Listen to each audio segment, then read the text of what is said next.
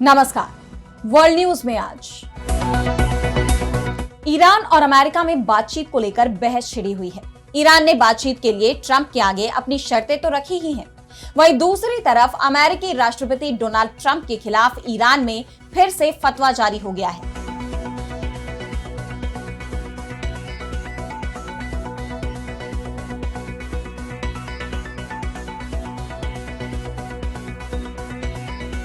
Iran कभी भी अमेरिकी राष्ट्रपति पर हमला कर सकता है। ईरानी नेताओं के बयानों से लगातार इस तरह के संकेत मिल रहे हैं। इस बीच इजरायल ने भी ईरान को 60 दिन का अल्टीमेटम दे दिया है और साथ ही ये चेतावनी दी है कि इजरायल और अमेरिका ईरान में भयंकर तबाही मचा सकते हैं। तो 60 दिन में इजरायल अमेरिका ईरान पर करेंगे हमला। इजरायल के इस अल्टीमेटम पर हम विस्तार से करेंगे चर्चा, लेकिन आइए जरा उन खबरों को भी देख लें जिन पर आगे होगी बात।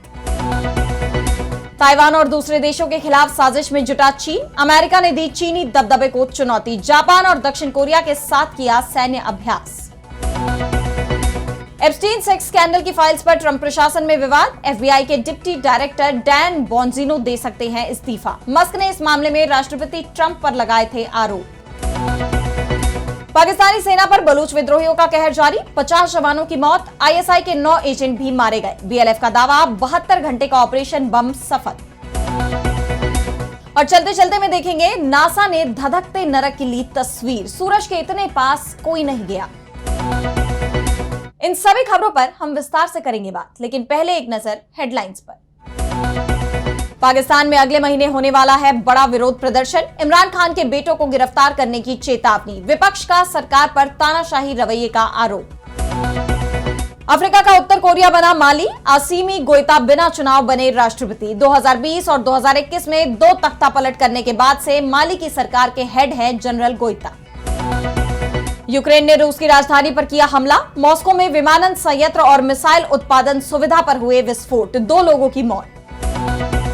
टेक्सास में बाढ़ का जायजा लेने पहुंचे अमेरिका के राष्ट्रपति ट्रंप और फर्स्ट लेडी मेलानिया। अब तक 120 लोगों की गई जान। सैकड़ों लोग अब भी लापता। तो इजरायल के प्रधानमंत्री बेंयामिन नेतन्याहू अमेरिका की यात्रा से वापस लौट आए हैं। तो रक्षा मंत्री इजरायल कार्ड्स अब अमेरिका के दौरे पर जा रहे हैं और निशाने पर ईरान है, जिसे डोनाल्ड ट्रंप और नेतन्याहू दोनों ही धमकी दे रहे हैं। लेकिन ईरान भी साफ कर चुका है कि वो किसी भी ताकत के आगे नहीं झुकेगा। अगर हमला होगा तो पलटवार करेगा। लेकिन नेतन्याहू के तेवर बता रहे हैं कि वो जंग की तैयारी में है। अमेरिका से लौटते ही उन्होंने एक बार फिर ईरान को धमकी दी है। उन्होंने कहा है कि ईरान को 2 महीने के अंदर अमेरिका के साथ परमाणु कार्यक्रम को लेकर समझौता करना होगा, नहीं तो अमेरिका और इजरायल दोनों ही एक साथ मिलकर ईरान पर हमला कर देंगे। और सबसे बड़ी बात तो यह है कि एक तरफ अमेरिका की मीडिया दावा कर रही है कि ईरान कुछ ही दिनों में परमाणु बम तैयार कर सकता है, तो वहीं नेतन्याहू 2 महीने का समय डील करने के लिए ईरान को दे रहे हैं, जिसके चलते यह माना जा रहा है कि नेतन्याहू हमले का प्लान तैयार कर चुके हैं और ईरान को सिर्फ धोखा देने की कोशिश की जा रही है। दरअसल नेतन्याहू ने ईरान को 11 सितंबर तक की तारीख दी है। 11 सितंबर तक ईरान को अमेरिका से डील करनी होगी कि वो अपनी परमाणु क्षमता को पूरी तरह से खत्म करेगा, नहीं तो इजरायल अपना तरीका अपनाएगा। सबसे बड़ी बात तो यह है कि ईरान के परमाणु कार्यक्रम को लेकर तो अमेरिका और इजरायल तीखे तेवर अपनाए हुए हैं, लेकिन दूसरी तरफ आईएईए ने बड़ा खुलासा करते हुए कहा कि जर्मनी परमाणु बम बनाने के करीब पहुंच गया है। वो सिर्फ 1 महीने में परमाणु बम बना सकता है। परमाणु बम के लिए जर्मनी ने सभी संसाधन जुटा लिए हैं, लेकिन ना तो इजरायल और ना ही अमेरिका जर्मनी के परमाणु कार्यक्रम पर कुछ बोलने को तैयार है। यानी जर्मनी चाहे तो वो परमाणु बम बना सकता है, जबकि वो एनपीटी पर दस्तखत कर चुका है। इस संधि को मानने वाले देश परमाणु बम नहीं बना सकते। ईरान ने भी इस पर दस्तखत किए हैं और इसी के चलते इजरायल और अमेरिका का कहना है कि ईरान को परमाणु बम नहीं बनाना चाहिए, लेकिन जर्मनी को लेकर उनकी जुबान बदल जाती है। ईरान को धमकी दी जा रही है कि उसे परमाणु बम बनाने से रोकने के लिए अमेरिका किसी भी हद तक चला जाएगा। दूसरी तरफ ईरान के विदेश मंत्री अब्बास अराक्ची ने साफ कर दिया है कि अमेरिका ने ईरान पर हमला कर गलती की है। ईरान अब बातचीत की टेबल पर तभी आएगा जब अमेरिका अपनी गलती मानेगा। अमेरिका न सिर्फ ईरान से माफी मांगे, बल्कि उसके हमले में ईरान को जो नुकसान हुआ है उसका मुआवजा भी दे। ऐसा नहीं लगता कि अमेरिका इन शर्तों को मानेगा। ऐसे में ईरान बातचीत की टेबल पर नहीं आएगा। अमेरिका और ईरान में डील नहीं होगी। तो सवाल यही है कि अगर 2 महीने के अंदर ईरान ने समझौता नहीं किया तो ईरानी एटमी मिशन के खिलाफ इजरायल और अमेरिका का अगला कदम क्या होगा। और अब बढ़ते हैं अगली खबर की तरफ, जहां हम बात करेंगे चीन के दबदबे पर उठते सवालों की। तो चीन की कोशिश है कि वो 2027 तक ताइवान का विलय करा ले, लेकिन ताइवान झुकने का नाम नहीं ले रहा। ऐसे में चीन अब जंग की तैयारी में जुट गया है। चीन की टाइप 5 एम्फीबियस व्हीकल या वाटरलैंड व्हीकल के वीडियो ने पूरी दुनिया को चिंता में डाल दिया।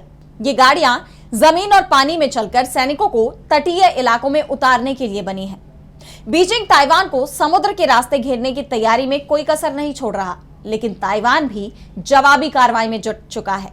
उसने समुद्र में माइंस बिछाकर चीन के एम्फीबियस व्हीकल को रोकने की तैयारी कर ली है, जिसमें भारी गाड़ियों को माइंस से बड़ा खतरा हो सकता है। चीन सिर्फ ताइवान तक ही नहीं रुका, हिंद महासागर और बंगाल की खाड़ी में भी उसकी संदिग्ध गतिविधियां फिर से दिखने लगी हैं। हाल ही में एक चीनी रिसर्च शिप ने यहां 16 दिन तक अपना AIS सिस्टम बंद रखा। ये पोत समुद्र के अंदर की जानकारी जुटाकर भविष्य में पनडुब्बियों के लिए रास्ता बना रहा है। ये कोई पहली बार नहीं है।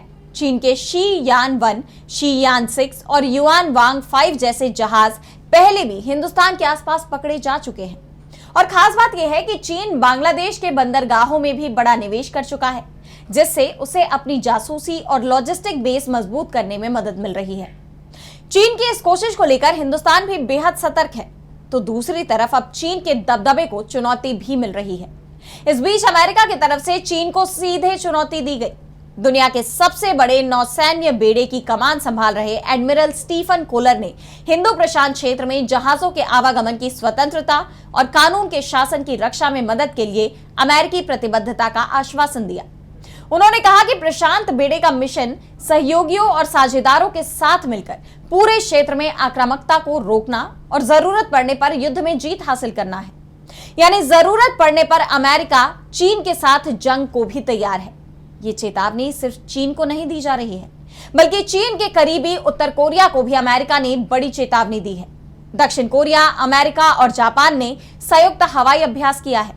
इस दौरान उत्तर कोरिया की सीमा के करीब अमेरिका के B-52 सामरिक बम वर्षक लड़ाकू विमान उड़ाए हैं। इसे लेकर दावा किया जा रहा है कि कोई जवाबी हलचल तीसरे विश्व युद्ध की वजह बन सकती है, क्योंकि एक तरफ उत्तर कोरिया, चीन और रूस जैसे देश है, तो दूसरी ओर अमेरिका, साउथ कोरिया और जापान का गठजोड़ है। और अब अगली खबर में बात होगी अमेरिका के एप्स्टीन मामले की। तो अरबपति एलन मस्क ने अमेरिकी राष्ट्रपति डोनाल्ड ट्रंप पर निशाना साधते हुए इस मामले का जिक्र किया था।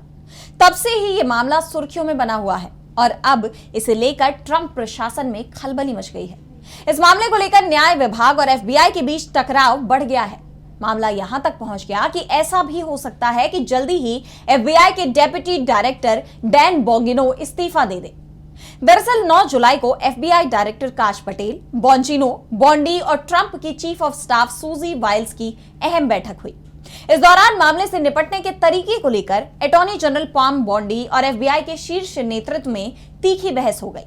इस बैठक में यह सवाल किया गया कि क्या FBI की तरफ से उस मीडिया रिपोर्ट को लीक किया गया जिसमें यह दावा किया गया है कि इस केस को लेकर एजेंसी और ज्यादा जानकारी सार्वजनिक करना चाहती थी, लेकिन न्याय विभाग ने उसे रोक दिया।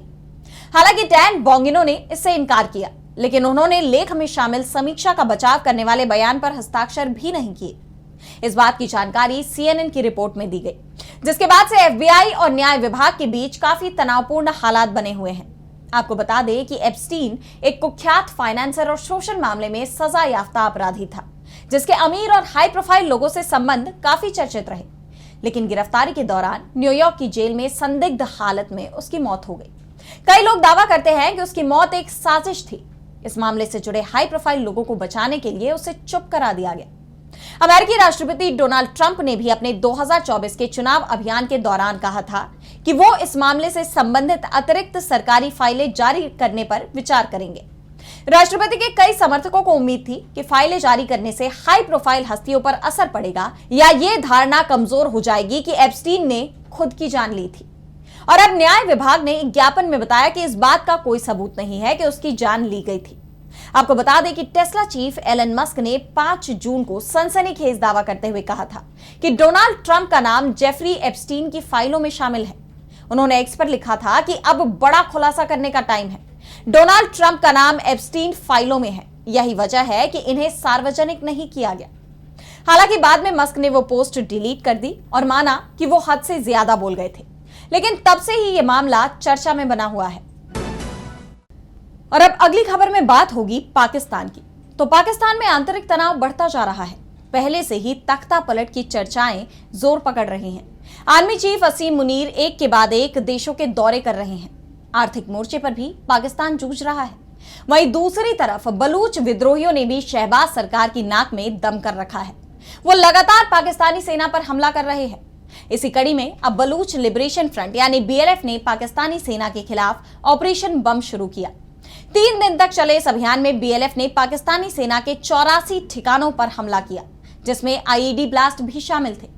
इस दौरान पाकिस्तानी सेना के कम से कम 50 जवान मारे गए और 51 से ज्यादा गंभीर रूप से घायल हैं। BLF के मुताबिक उसके हमले में पाकिस्तानी सेना के अलावा पाकिस्तान की खुफिया एजेंसियों, मिलिट्री इंटेलिजेंस और ISI के 9 एजेंटों की भी जान चली गई। BLF ने दावा किया कि ऑपरेशन बम के दौरान बलोच लड़ाकों ने 7 मोबाइल टावरों और उनकी मशीनरी को आग के हवाले कर दिया और रणनीतिक रूप से 22 जगहों पर अस्थायी चेक पोस्ट भी स्थापित किए गए, ताकि पाकिस्तानी सेना की गतिविधियों पर नजर रखी जा सके, उन्हें रोका जा सके। उन्होंने पाकिस्तान की निगरानी प्रणाली को भी नुकसान पहुंचाते हुए 5 से ज्यादा निगरानी ड्रोन और क्वाडकॉप्टर ढेर कर दिए। ये पूरा ऑपरेशन बलूचिस्तान के मकरान, रेक्शान, कोलवा, सरावन, झालावान, कोहे सुलेमान, बेला और कच्छी जैसे क्षेत्रों में चलाया गया था। BLF ने दावा किया कि पाकिस्तान की सरकार और सेना लगातार बलूचिस्तान की संपदा को लूट रही थी और उन्हें ऐसा करने से रोकने के लिए बलोच लड़ाकों को इस हमले को अंजाम देना पड़ा। दरअसल बलूचिस्तान में लंबे वक्त से पाकिस्तान से आजादी की एक स्वतंत्र राष्ट्र की मांग उठ रही है। इसलिए BLA और BLF की तरफ से पाकिस्तानी सेना को लगातार निशाना बनाया जाता रहा है। और बलूचिस्तान खनिज समृद्ध है, जिस पर चीन और अमेरिका दोनों की ही नजरें हैं। पाकिस्तान की सरकार के दोनों ही देशों से संबंध है। ऐसे में बलूच के लड़ाकों ने यह नया मोर्चा खोल दिया, जो शहबाज सरकार की मुश्किलें बढ़ा रहा है। और अब चलते चलते मैं बात करेंगे सूरज के बेहद करीब पहुंचने वाले नासा के अंतरिक्ष यान की।